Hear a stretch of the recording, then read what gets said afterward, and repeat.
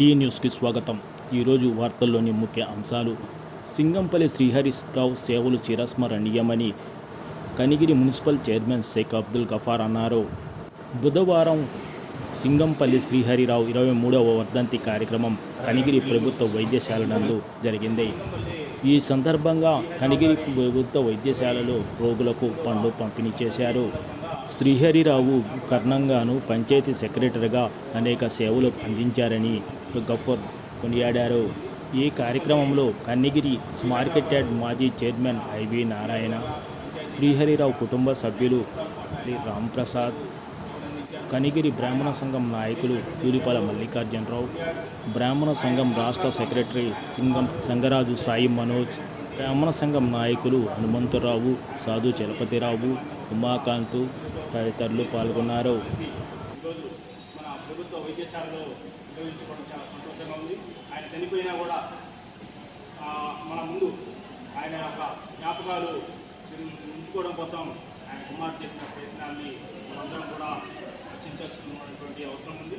ఆయనకి ఘనంగా శ్రీహరి గారి ఆత్మ శాంతించాలని చెప్పి దేవుని కోరుకుంటూ సెలవు.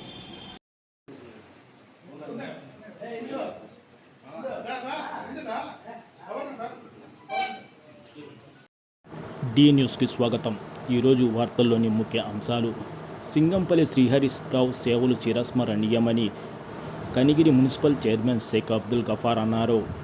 బుధవారం సింగంపల్లి శ్రీహరిరావు 23వ వర్ధంతి కార్యక్రమం కనిగిరి ప్రభుత్వ వైద్యశాల నందు జరిగింది. ఈ సందర్భంగా కనిగిరి ప్రభుత్వ వైద్యశాలలో రోగులకు పండ్లు పంపిణీ చేశారు. శ్రీహరిరావు కర్ణంగాను పంచాయతీ సెక్రటరీగా అనేక సేవలు అందించారని గఫూర్ కొనియాడారు.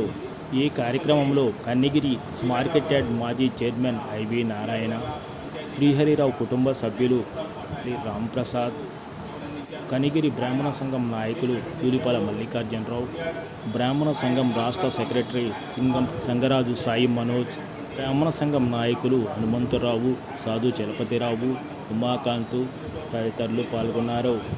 ఈరోజు మన ప్రభుత్వ వైద్యశాలలో నిర్వహించుకోవడం చాలా సంతోషంగా ఉంది.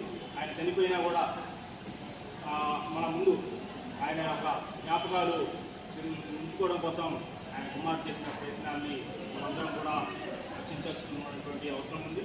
ఆయనకి ఘనంగా శ్రీహరి గారి ఆత్మ శాంతించాలని చెప్పి దేవుని కోరుకుంటూ సెలవు.